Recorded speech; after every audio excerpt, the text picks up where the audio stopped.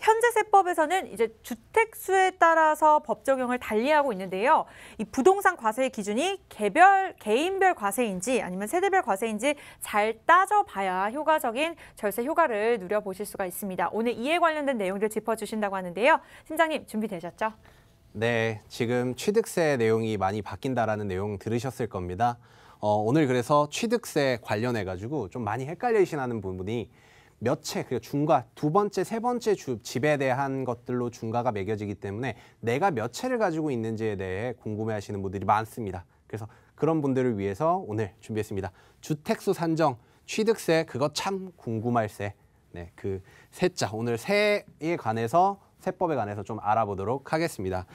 자, 우선 지금 나와 있는 세법 바뀐 내용들 아실 겁니다. 우선 1주택자 같은 경우에 그러니까 무주택에서 1주택을 취득하는 경우에는 기존 세율대로 가지만 2주택으로 갈 때부터는 조정대상, 비조정대상 지역 이렇게 나눠가지고 세율이 달라지고 그리고 최대 세율이 12%, 그래서 뭐 농특세랑 교육세 이런 것들 다 합치면 13.2%가 나올 정도로 상당히 취득세 부분이 많이 어렵고 금액이 높아졌습니다. 그래서 이 세법을 계산할 때 처음 하나 가지고 있는 것들에 어떻게 되느냐에 따라서 이 취득세 부분들도 많이 달라집니다. 우선 한번 예를 들어서 계산하는 걸 보여드리려고 준비했는데요. 첫 번째, 자, 기존 주택 내가 가지고 있는 사람이 1주택자입니다. 1주택자가 두 번째 집을 취득하는 경우에는 자, 1주택이 있고 거기에 또 비조정 대상 지역에 집을 취득하는 2주택자에 한해서는 1에서 3% 기존 세율을 적용을 한다. 취득세 중과 부분이 비조정 지역 같은 경우에는 3주택자부터 적용이 되다 보니까 2주택자가 되는 분들 같은 경우에는 해당이 없습니다. 그리고 두 번째로 내가 현재 조정 대상 지역을 하나 가지고 있고 그 다음에 비조정 지역으로 하나 더 사는 경우에도 기존 세율대로 1에서 3% 사이입니다. 자, 여기에 해당이 되는 건데요. 그러니까 지금 내가 이번에 2주택으로 사는 집이 몇 주택인가가 중요한 겁니다.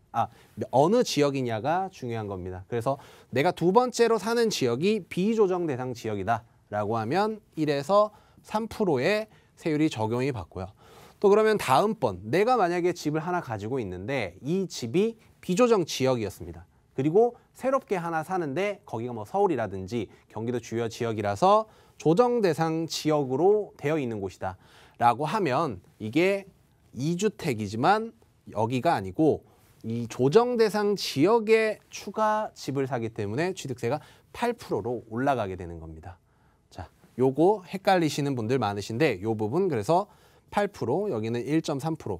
요게 어떻게 다른지에 따라서 기존 주택이 뭐고 그다음에 여기가 뭘 사는지에 따라서 내용들이 달라진다라는 점을 중요하게 보시면 될 것 같은데요.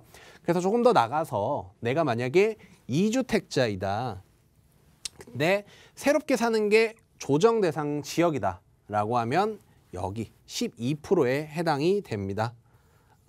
그러면 조금 더 나가서 다시 한번 얘기를 드리면 여기가 만약에 조정 대상 지역, 조정 대상 지역, 그리고 여기가 비조정 대상 지역을 세 번째 주택으로 사시는 분들에 한해서는 여기 8%에 적용을 받게 됩니다. 그래서 이 부분들 취득세가 몇 프로에 해당되는지를 잘 파악하시고 집을 이제 사시는 게 상당히 중요해졌습니다. 자, 그러면 여기에 제가 말씀드리는 게 기존 주택이라고 말씀을 드렸는데 이 기존 주택이 어떤 것들이 기존 주택인지 아닌지에 또 따라서 내용들이 달라지게 되었습니다. 그 부분을 한번 보여드리도록 하겠습니다. 자, 주택수 제외되는 주택입니다. 주택이긴 하지만 이 취득세를 위한 주택수를 카운트할 때 여기 빠지는 그런 주택은 어떤 것들이 있는지 한번 보도록 하는데요. 자, 우선 내용이 하나 먼저 짚고 가야 되는 게 있습니다. 예전과 과거와 현재 명확하게 다른 부분이 하나 있는데 우선 과거에서는 2020년 8월 12일 이내에 취득을 한 계약서까지 쓴 이 주택 분양권, 조합원 입주권, 오피스텔의 경우에는 주택수에 포함이 안 됩니다. 하지만 12일 이후에 계약서를 쓰거나 계약서를 쓴 그리고 12일 이후에 취득을 한, 그러니까 계약서를 쓴 기준이라고 보시면 돼요. 그 전에 계약서를 썼다. 취득은 나중에 하더라도 계약서를 먼저 썼다라고 하면은 불포함이지만 계약서 자체를 그 12일 이후에 썼다라고 하면 이것도 이제는 주택수에 들어가게 됩니다. 이게 좀 약간 헷갈려 하시는 분들이 제일 많은 곳이 이 내용인데요. 이렇게 달라진다라는 점. 그리고 두 번째로는 이 주택수에 포함이 안 되는 종류들이 있습니다. 요 종류들을 모두 하나씩 조금 알아두는 게 필요한데요.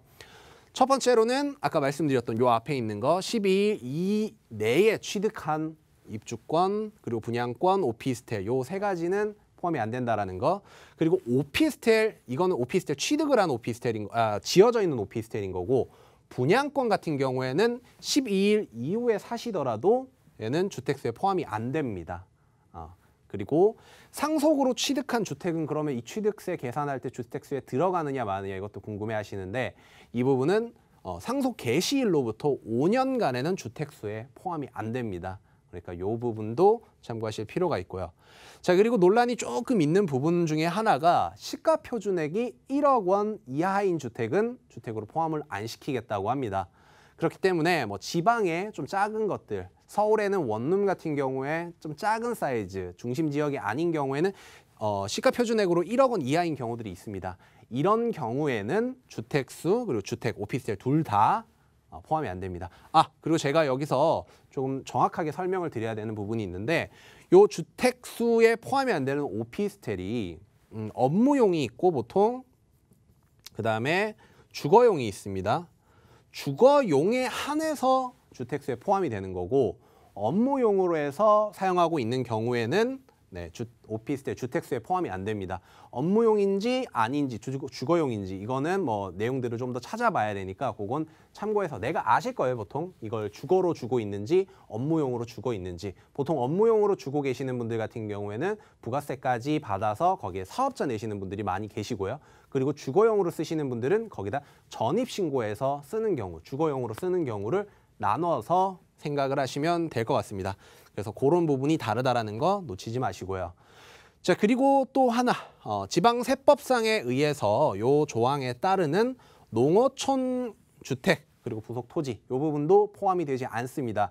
이 부분도 포함이 되는지 안 되는지 꼭 한번 주택수에 포함이 되는지 안 되는지 챙기시고 가시는 게 중요할 것 같고요. 그리고 중과 제외 주택들이 있습니다. 요 주택들은 따로 명단이 있는데 고주택들, 근데 일반적이지 않아서 여기서 다루지는 않지만 그런 주택들, 내 집은 좀 특이한 경우인데 라고 하는 경우면 한번 찾아보세요.